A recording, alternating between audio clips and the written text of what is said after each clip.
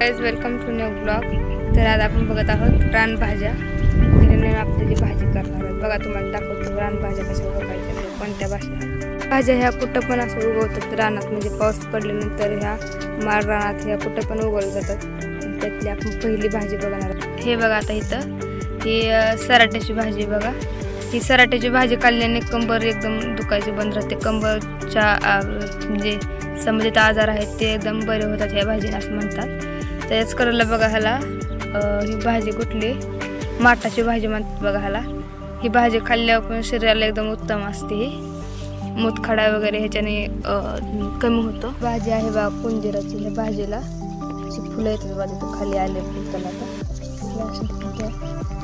हे नंतर गुलाबी फुलं येतात बघा। आणि ही भाजी खूप चांगली असते खाल्ली शरीराला।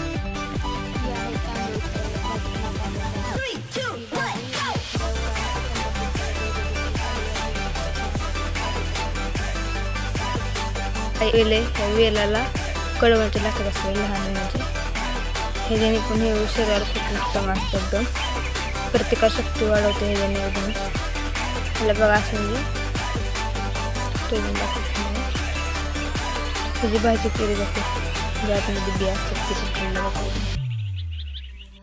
ही बघा ही ह्याला म्हणतात करडी। ही भाजीला असं कडन काटा असं त्याचे पानं मोठी होती। ह्याच्या बिया ज्या असतात त्या बियांचं तेल बनवलं जातं। शरीराला एकदम उत्तम राहते हे। ह्याच्याने आपल्याला कोणतेही आजार होत नाहीत।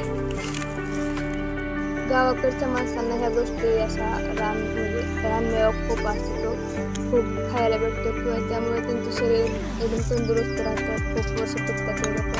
तसंच शहरामध्ये या गोष्टी भेटत नाहीत, त्यामुळे त्या लोकांना या गोष्टींची माहीत पण नसते एवढी।